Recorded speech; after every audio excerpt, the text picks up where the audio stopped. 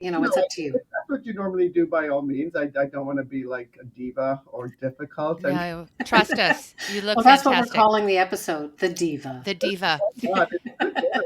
I don't mind. So, It's good to be a diva. Suzanne, what we're gonna do? So Wendy and I, we're recording right now. Uh, Wendy, I forgot your name. I completely forgot Wendy's name. I see her Wendy, every day. I was like, whatever your name is. We're gonna do a little 2-minute preamble, and so it's as if you're in a green room, and Oh, then we bring you on. So you will. The whole idea is that you're gonna hear where we're headed with this. sure. So we basically give our listeners some bio on you, and then off we go. yeah, So and it's not like an ambush or anything. There's no weirdo crap. At least No, God, nothing we think is weirdo. yeah, And definitely no gotchas. So yeah, it's absolutely just a not. chat. It's definitely a weirdo and a nerd. So, Okay, here we go. Wendy, getting old is not for the faint of heart. well, yeah, especially if you've got like heart disease. I guess. No, I guess it's not for the faint of heart then, for sure. But it's you know what? It's even more of a challenge in these what are we calling them postmodern times. I used to think getting old, first of all, wasn't going to happen to me, and second of all, when it did, it would be a time to chill, to settle down, to take up gardening and shuffleboard, but basically. There would be no demands on me after a certain point, and just yeah, enjoy the passing show. yeah. No, I'm trying to imagine you relaxing and maybe playing shuffle. No, No, I can't. I'm going to draw the line in shuffleboard. But every older person I know is on the go. They're traveling, or they're running a side gig, or they're doing a podcast, or they're taking up extreme sports. Like you, look at you. You say you're 1,000 years old, and yet there you are, windsurfing and kite riding and reverse downhill skiing and whatever it is that you do. You Well, I'm running do. marathons every day. I run just a couple of marathons. No, I'm that's a little bit of Yeah, I'm not quite 1,000. but you're very active in your decrepitude. But take Zoomer magazine, right? It's a lifestyle magazine Yeah, for people over 40. So that's when it begins. that's really old. There was 40. Yeah. yeah, who do stuff like that and hang glide and look amazing while they're doing it.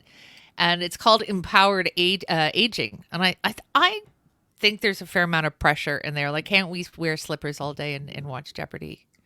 Well, I'm not. You watch Jeopardy, and I wear slippers, so I think we've got that covered. I think we can do both. And today we're talking to someone who represents getting older and being kind of fabulous. Suzanne Boyd, she's Yeah. a fashion icon in this country, former editor of Flair magazine, the first Black woman to head a major Canadian publication. Well, anyway, the resume goes on and on. Well, to make a long resume a little bit shorter, Suzanne decamped to New York in the 2000s and started a magazine there called Suede, which is a story in itself. But then she was eventually lured back to Toronto, where she's now editor in chief of Zoomer magazine, and almost immediately recognizable because she's gorgeous. She's 7 feet tall, and she can throw on a paper bag and set it on fire, and call it an outfit. So, I'm Suzanne not Boyd. sure she's 7 foot, but yeah, she is fabulous. So we want to talk to Suzanne about her achievements and about getting older and being fabulous and the expectations. And must we be, Fabulous. yeah, must we be Well, fabulous? I don't know. This is a woman who once said comfort is overrated. Yes, you did, Suzanne, and that she'd never be I caught. completely still stand by that. Okay, so my first question to you is, what are you wearing on your feet? Let's see your feet. Let's see your feet. Today I'm wearing some clean brogues. I can't lift my feet that high because I'm so tall. But I'm wearing some brogues with a gold-plated topper. Wow.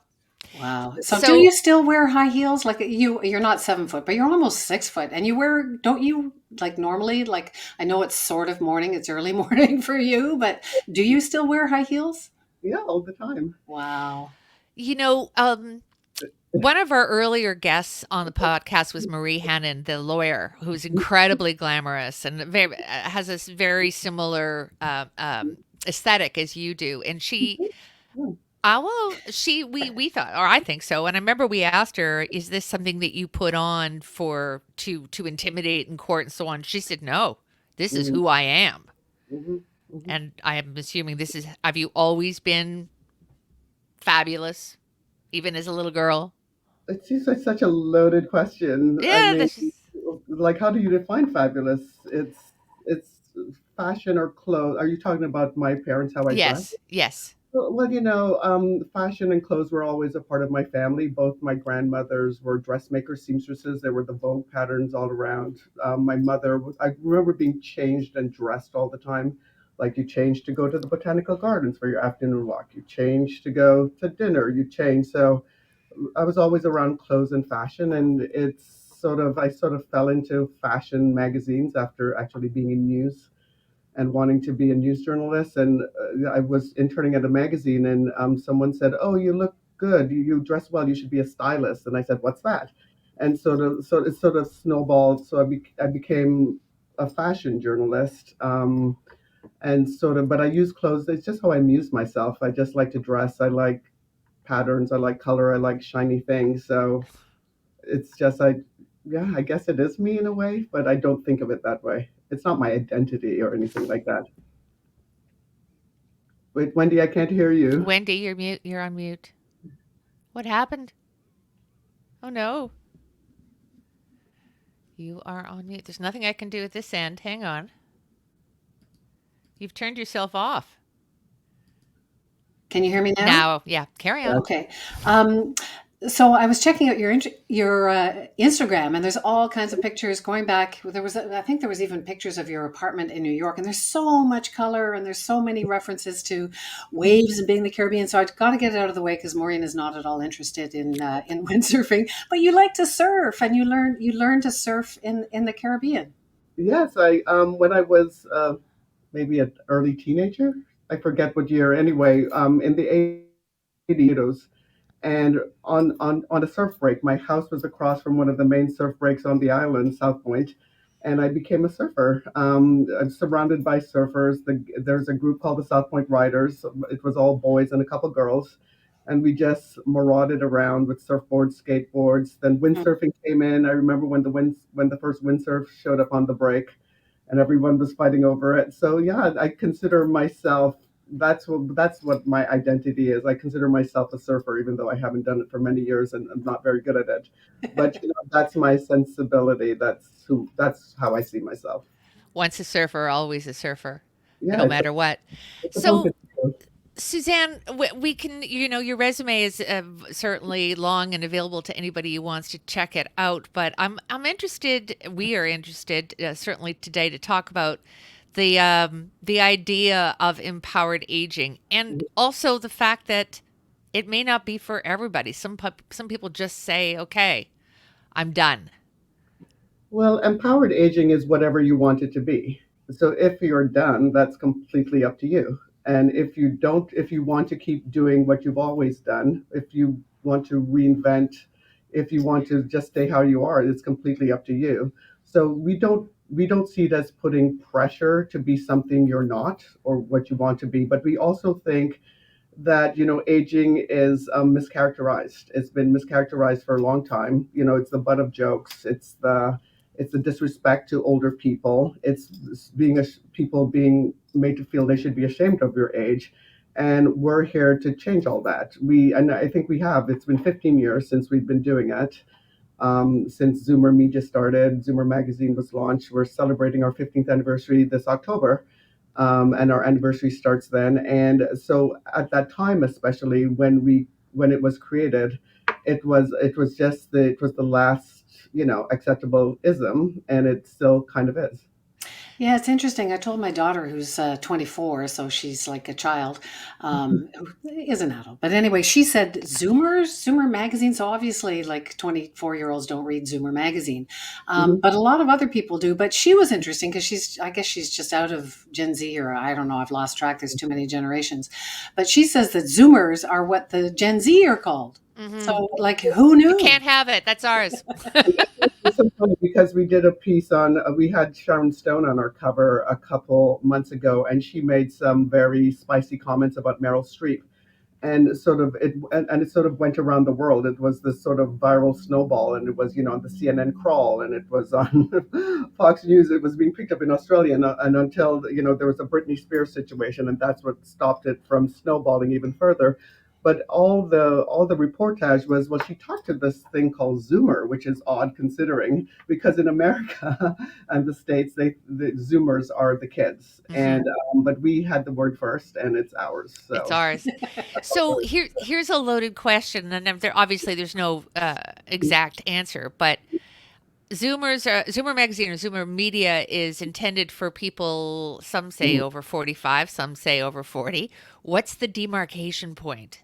so basically, when it was created by our founder Moses Znaimer, and so he had, as I guess many people listening would know, had done city television and Chum and Much Music, and it was all about being aimed at the boomers. And he always understood that the boomers were a very important generation, not just because they were young at the time, but it's because there were so many of them. And so here was this crowd sort of aging, and so when it started, the youngest boomer was 45. So Right. how it started. But as we know, as if we're lucky enough to get older, to live as long enough to get older, age is a self-perpetuating demo, right? So, everyone, whether you're Gen Z or Millennium, you're going to be 45 at some point. So I think it's more of a broader point of view. It starts when you feel that you need to start thinking about it. So Huh. our audience, we have people in their 30s or 40s who may have parents they need to take care of, or they like our travel content, or they like our health content. Because I always say aging is not a ghetto. Aging happens. You live in a society. You're part of a group, so everyone experiences aging at different levels and at different times. And so that was really the point of view. So I don't like to. This is funny coming from me, but I don't actually like to put an age on it. You talked about Sharon Stone. Do you, when Uh, you reach out to these people, do you say, "Yeah, you're old, but you're cool, so will you come on"? Like, how do you Is approach that them? understood? I think you don't have to be cool. Like, what's cool is like being fabulous. What does that mean? I think you have to feel in your heart or at that stage in your life where you want certain sort of information. So there's information about, your finance, retirement, how to retire well, how, if you haven't planned, how do you start planning? Then there's health. What's the latest on longevity? One of the most exciting stories in the world right now is this longevity. It's even on Succession with the Living Plus and Radical Life Extension. What's going on in Silicon Valley with AI and the singularity? So there's that. There's the science technology story, and that goes right down to diet and nutrition. Every day you read a new study. Is it good for your heart? Is it bad for your heart? Is this a superfood or is it not a superfood? So we Do you so have all the answers? well, we try to have the answers. I feel like we're a navigational tool. We're a guide, Mm. and so I think the goal is not again to talk about Succession, but or Kendall Roy, which is obviously a spoof, and it was obviously sort of farcical in a way, but that idea of health and happiness. So that's what you want for as long as possible, and how you get there, whether you want to sit on the couch and watch television, which I wouldn't recommend for a very long time because standing is better for your health and longevity.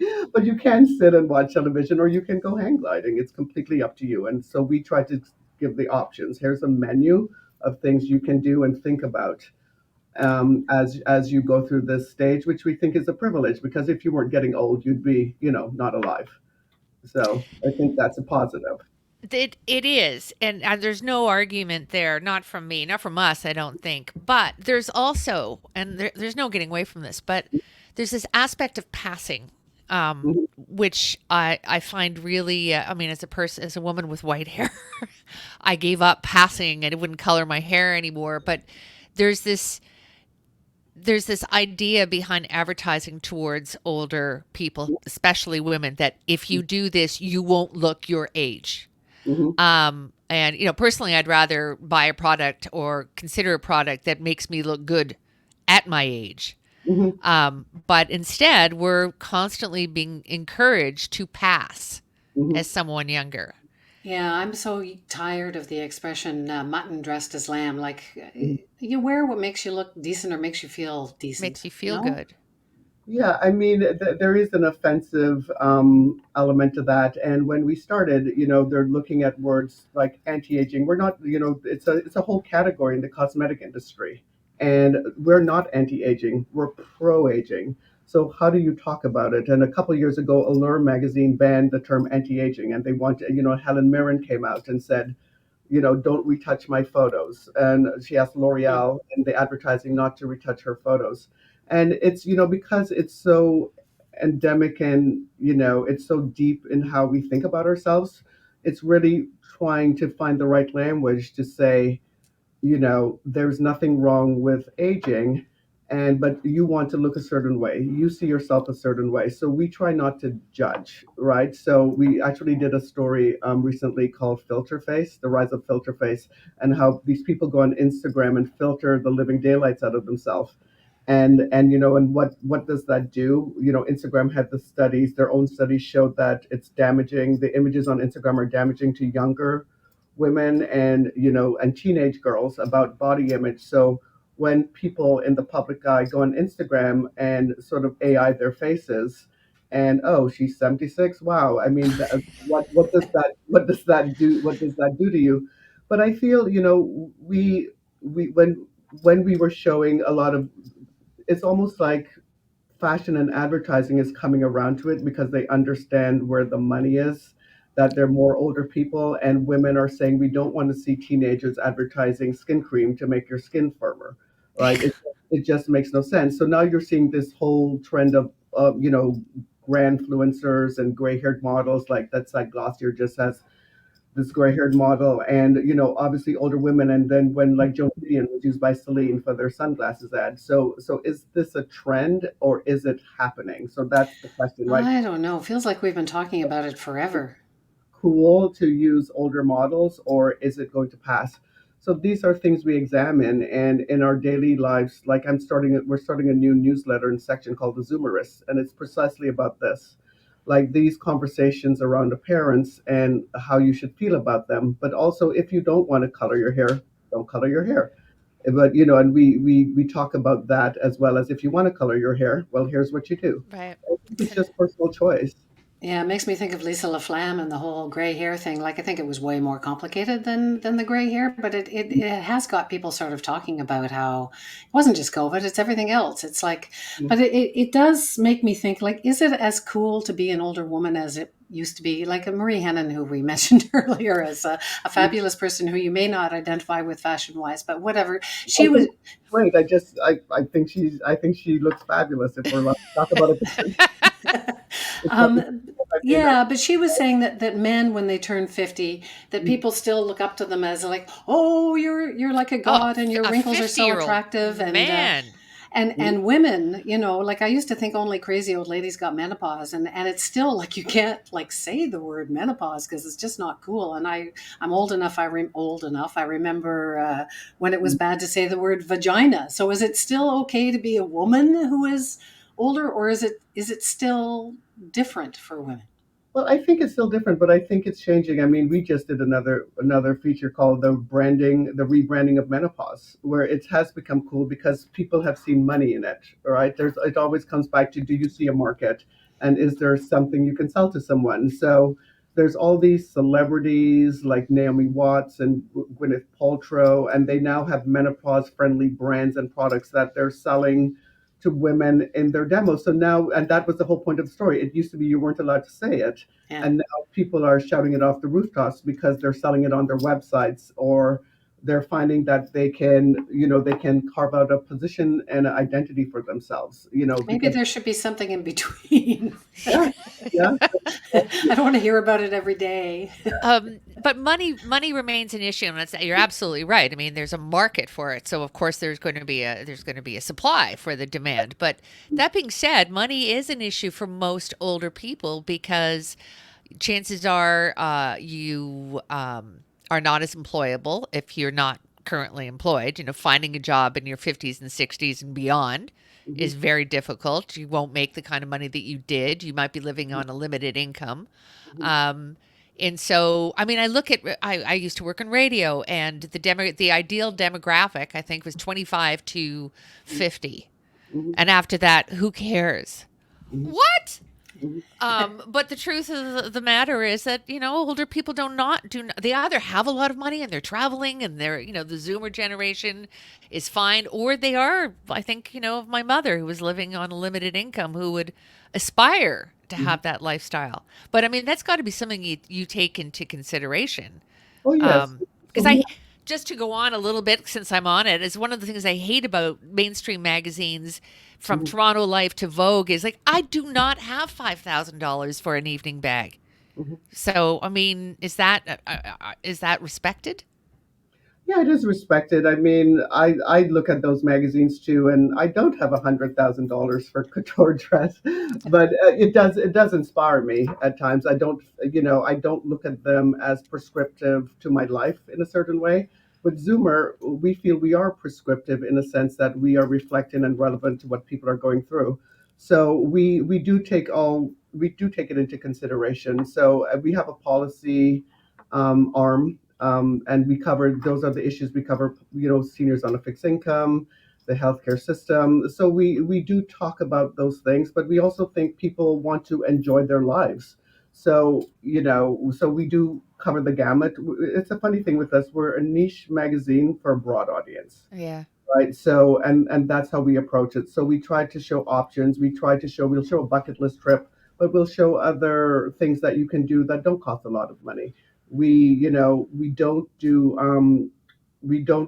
not a fashion magazine per se, even though we have style. So we're not showing a bunch of expensive, you know, clothes or fashion, because we think at this age people know what they like to the point where they know what they can afford. But of course our money pillar, which, personal finance planning, if you're on a fixed income, what to make the most of it, how to make the most of your real estate. So we do cover all those aspects as well. I'm sure you're happy at Zoomer, and we're really happy that you're back in Canada. But I remember when you went to New York and you were going to do this amazing magazine called Suede, Yes. and there was so much excitement about it, and it was so cool. Yeah. I just wonder, and then it didn't last, and you ended up coming back, and it's great, and we're wonderful. It's wonderful Yeah. to have you, and so on. But Yeah. like, what would you do now, and would it succeed now? Because I think the ideas behind it were like pretty cool. Yeah, so Suede was a really exciting thing. It lasted 4 issues, and yes, it was the first. It's a really great business story actually, because it was a time when magazines. It was a Time Inc. And Time Inc. was the king of publishing. It was the most storied publishing entity, which is why they had been headhunting me for a couple of years. But I didn't see the reason to leave being an editor in chief at Flair to go and work, at InStyle or at People magazine as not in charge. So when they offered me something to start something new and fresh, I thought, wow, this is a great opportunity. And the concept was, the idea was that women of color, Black women specifically in the States, had created so many sort of fashion trends, and so many stylish sort of opportunities for the rest of society to have fun with, and were never sort of given the credit. And so it was to show that, where fashion came from. And it was that time when hip hop was really ascending into luxury. So the line was hip hop meets haute couture. And the women we were speaking to were, we call them the ultra suede. So people who were really, really loved fashion and beauty, who took pride in really adorning themselves in a cultural way. And it was really great, but it was closed down because of a business story, because of a business situation where magazines, it was the first time, legacy media started to feel the pinch. And Time Inc. had launched 5 magazines in that year after having profits for just quarters and quarters and quarters. And this was the first year they wouldn't Mm. make, their whatever they Your were quota. their number. And so then there was a decision made to shut it down. There's a lot more to the story. I'm actually writing about it Hmm. because it's such a great sort of, it was a zeitgeist moment. It was a story, but I'm really proud of what I did at Suede because it really set a tone. And I mean, in terms of the industry, it was A plus from Advertising Age, endorsed by the New York Times, Italian Vogue. I mean, the only negative press we got on it was from Canada, and Oh, Really? Why? What wow. did they say? Well, I mean, when it was closed, I mean, the New York press was like, "This is shocking." Norm Pearlstein just said it was unbelievable, and he was the editor in chief of Time Inc. But there was a cover story done about the closing 5 days later after the New York press in a Canadian paper of record that was full of untrue things about what had happened and why it had happened. And so that's always so interesting, when your hometown paper, you know, does the unwarranted hatchet job. But I So now mean, you have a book. I can't wait to read the book. Yeah. What's it called? what was really great about that experience of Suede, it's where the staff went. The staff had come from some of the best publications in America and some from Canada, and they're hired at Vogue and Style. They're hard at all the best places. And to this day, I get calls from young Black women saying, "Oh my gosh, I wish we still had this." So it's become sort of like a cult thing where they say, "I have all four issues, and this is what it inspired me Yeah. to do." And it's still on mood boards of great stylists and great fashion Hmm. people, around the world. So we're very proud of that record. But in a funny way, it led me to this job because when I was sitting in New York just for 4 years and I was having a great time. I didn't work for a while after because I'd worked all my life with no vacations. And, I said, I'm just going to take a break, do yoga at 11 in the morning, go to parties, not worry about covering them. And I was doing a bit of writing for Vogue and for Oprah magazine, just doing the odd thing for fun. And, Moses, I just got an email out of the blue from Moses, who said, I've taken control of a magazine that has a larger circulation than Flair. And I'd never heard of it. It was a CARP magazine. So CARP is a Citizens Association for older Canadians. And so he wanted me to take this magazine and sort of rebrand it as a lifestyle publication that could sell against the best Canadian brands and American brands on the newsstand. And what was very similar about it, even though it didn't seem like a fit, like Carp magazine had great information. It came off like a medical pamphlet. There Yeah. was no sort of production, no lifestyle, no sort of, it was, but it was for underserved market. And that's what I liked about the idea was like for Suede, it was about an underserved market. Black women in America spend so much of their income and their energy on fashion and beauty, but they're never spoken to. Hmm. Advertisers do not talk to them. Marketers do not talk to them. They don't want to lend the clothes to the Black celebrities at the time, the fashion houses, even though, hip hoppers were buying all the Louis Vuitton. They didn't want to admit it. So there was that sort of stigma that we had to say, look, this is a magazine that is as good or better than a lot of magazines out there. We have the production values, we have the audience. You should speak to this audience through our pages. And it was the same thing with Zoomer. We have this population, no one was speaking to this audience in a respectful way, talking to them specifically about them. You had other great Canadian brands saying, "Oh, we don't want the older audience. We want to be younger," and we're Yeah. saying, "Come to us. We want the older audience because we think you're valuable. We think you have a story to tell. We think there's stories that should be told to you and information you should have served to you in a respectful way." So that's really the two. Really, Hmm. it was really the same impetus for me as an editor to want to do both those jobs. I want to get a t-shirt that says I'm old and I'm proud. You make one. Yeah. I think Maureen wants to be on the cover. I would like to be too. Hi, we're here. Well, I Um, mean, that's getting back to Wendy's observation that when you approach people, you are acknowledging that they are a certain Zoomer age. icon. Yeah, they're a certain age. You're not going to have, Hallie That's Seinfeld. the male female thing. We have more women who would men say yes easier to our cover Mm, Hmm. because a lot I of women bet. still don't want to say, "Oh, I'm old enough to be on this cover." Yeah. Hmm.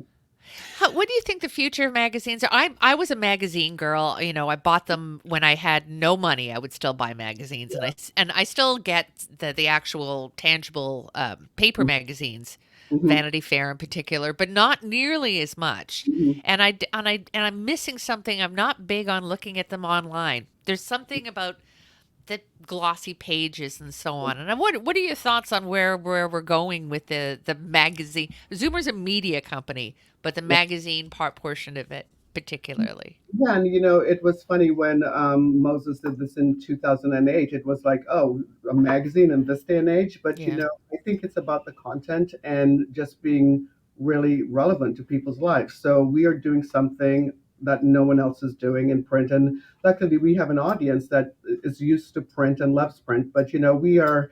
I'm platform agnostic. You have to be in this day and age. So obviously we have a website. We have 7 newsletters a week. We have, as you said, it's a media company with television, radio, but also Zoomer Media just purchased BlogTO and the Daily Hive. So we understand there's a digital pivot in the world, but I think there's room for all sorts of platforms if it's done properly. So will it be the glory days where, you had, really thick, doorstopper glossies that, and tons of them? No, it's shrinking all the time. But I think it's using the pages as real estate and just treating them as everything on that page, and every page you print has to have a purpose and be really, focused on that. And then I think the audience will come. I mean, our paid circulation is going up, our readership is going up, and that's because I think we're speaking to the right people in the right way. But it's not as the glory days were the '90s, right? It's all Yeah. massive budgets and very thick paper. Yeah, no, the glory days at CBC too, and I don't think like mainstream media, like good luck everybody. But I want to get to something that you've touched on just before we came on air. And again, you talked about how when you were in New York, you used to do yoga at 11 a.m. You don't get up till like 11 a.m. You like party all night. You're like a night person. You're like a teenager or a vampire. Yeah, yeah, vampire. I like vampire better. They're nice.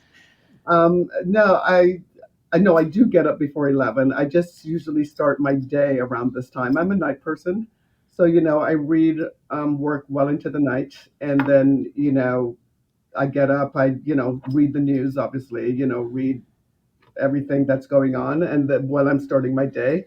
So like I don't really like a meeting before 11, but being on camera at 11 is early for me. I think. Yeah. Yeah, we are shooting this at 11. So we are very appreciative. But I do worry. I when I was working, I used to like, and I still suffer from insomnia. And I think I read somewhere that you've like had it all your life. So I don't know. Is there? I don't think there is like a magic cure for that, other than like go to bed at the same A clean time. And conscience, Wendy. oh, is that what it is? I have one now. I just, I think it comes from working in nightclubs in the '80s. After I dropped out of university, I was working in a nightclub, midnight till light. So you'd work all night, then you'd go to France and like, or the Golden Grill and have breakfast, then go to the beach or something. So I Yeah. did that for years and years and years. So I just think it's my body clock. I mean, I possibly could go to a sleep clinic, but I actually find it useful. I just like reading. There's so much to read now. That's one of the issues. I think it's more the mental overload of doing media in this day and age where you have to read so many things because all the social media, all the perspective, there's so much content out there. And so I feel to do my role properly, I have to take it all in and be able to synthesize it. So when we come up with story ideas, what's going on, what do we need to talk about for the daily website, for the for the print edition, for the newsletters. So I just like that time of just late at night, just reading a million things, Yeah. and I find it peaceful. Yeah. Yeah, I like that time of night too. I used to work until 11 or 12 at midnight and start early in the day and have really, really long days. And I miss that time. I remember, Maureen will remember CKFM and Virgin Radio. I used to get up at 4 in the morning, which is when she used to get up. Yeah. But I would go in and do traffic, and I would be like so quiet, and there'd be nobody else, and it would be like 4 a.m. or well at night, going to bed at 4 a.m. or 3 a.m. or whenever you go to bed, and then coming out at 9 o'clock in the morning when the traffic was over, and there's all these people. What are all these people doing? Yeah, I know. I got up at 3:30 on and off for 40 years, and only in the last year and a half have I stopped doing that. And I sleep till 8 like a baby without any problem at all. And I stay up late at night, and I love it. And so, I'm back to what I think is my natural rhythm, kind of like yours. Yeah. So none of us is, I mean, if you, based on everything we're talking about, sorry, go ahead, Suzanne. It does disturb me because I keep reading all these studies and doing all these stories about how when sleep deprivation is cumulative, and it does Yes. affect cognition. It sort of catches up with you.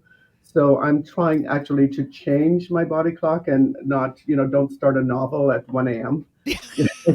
Clear conscience, Clear apparently, is conscience. yes. Told by, Um, told by Kiefer Sutherland at don't start watching at 2 a.m. That's probably yeah, not it. I Yeah. know. I Yeah. know. None of us, the three of us here, are in any way, shape, or form. Maybe Wendy and I are slowing down, meaning we're not working as much or as lucratively as we did. But what do you see yourself doing down the line? Hmm. Like I'm worried. I'm worried if my husband retires and he's not going to for a while. But what is he going to do? And I think that's something that a lot of people who are going transitioning into their next act are wondering. What are you going to do? Oh, I haven't thought about it. They're just I like never, your I never planned it. I probably should. I mean, yeah, maybe write a book. Just don't know. No plans. No, haven't thought about it. But we do think a lot about for our audience. yeah Actually, we just published another story. It's not in print yet about a woman who was like sort of someone like me, was an editor, downtown person, out all the time, and then she married, and her husband is this sort of high octane sort of person, and she's like, he's going to retire, and what am I going to do? yeah Like if we're together all the time. So they picked up a project like a hobby farm, which is, obviously they're in the position to do so. And it's a whole story about how having to navigate this sort of transition into retirement and being busy, not being busy. I mean, I should probably think about it. And thanks for asking. I'll now start thinking about it. No, no, no, you don't you have do to. whatever works for you. At It's just night. that so many people don't, and it's not good. They come to a full stop, and they Yeah. get up the morning after their last day at work and don't have a plan. And you can only travel so much, as we know. I mean, you say you're going to travel. Sure. Are you going to travel 12 months of the year? No, I don't think so. But I feel, I think it is, and what we've discovered is when people stop without a passion, more so a plan. So obviously there's the plan and needing to have, be financially prepared, and, are you downsizing? Did you plan? Do you have enough RSPs? All that sort of stuff. That's a given that needs to be done. And if you haven't been doing it, you need to start and figure it out, adjust your lifestyle, what taught you your kids, whatever you need to do. But the other side of it is when you stop and your job was your life, is what's your passion? Like I will always have the passion. I will have the passion for writing poetry. I'll have the passion for being creative. I'll have the passion for dressing myself just to amuse myself one day. Or, so I think that was always the problem. People stopped their job and then, they golfed with their for work, or that's a stereotypical thing, and then you can only golf so much. So what's really in your heart? What do you want to do? And people are finding such a rich vein, like, volunteering. They start whole, and that's also kind of what we mean by empowered aging. Not that you have to become a elite athlete at 80, even though we do have people who do, and they train and now have 1 million followers on Instagram, like Body from Joan. But it's finding that thing that keeps you purposeful and keeps you excited, I just and hope that you, whatever you choose, whatever the plan is, not that you need a plan right now, I just hope that you won't be wearing loafers. Um, He will hold you to that. I said that I will never wear loafers. It's the thing I've never done. I bought a pair of loafers, but they were silver and shiny. Yeah, yeah, but no heels. yeah. Well, I don't wear these, but I always have a heel in my back pocket. Why not? Yeah. Yeah. And I hear clogs are all the rage this summer. So, I know they are. They come back every 10 years. yeah, don't throw them out. Yeah, I can't do it. Suzanne Boyd, it's been a real pleasure talking to you. I really appreciate you taking the time. You look fabulous for what it's worth. I know we're not supposed to say that, but We're I not know you supposed had to a say great that, but you career and you've do. done all kinds of Yeah. wonderful things, but Yeah. yeah, you look great. Well, thanks for having me, making me think about things. Well, Um, we got a lot to think about too. We need to plan. let's get started with a plan. Start with the Loafers, plan. slippers, that's my plan. Yeah. Um, And that's fine if it is. Need Suzanne, an thank you so much. older woman with a plan. That's better. That's Okay. better. Thank you. It's been lovely to talk to you. Thank you so much for doing this. Yeah. Having me. And yeah, and Fun. Zoomer's great. So it's fun. Oh, Yeah. appreciate it. We try. We have to stop using the word. I have to stop using the word fabulous because why is that the only adjective for a magnificent older woman? Yeah, well, she said that if we didn't want to didn't want to do video, that we would. She didn't want to act like a diva, and I was saying, yeah, we'll call you. So I mean, there's terrible words. You shouldn't. Yeah, There are yeah, words that I you should know. never use. Like I always say, she was so lovely. Yeah, She was no, lovely. she was so fabulous.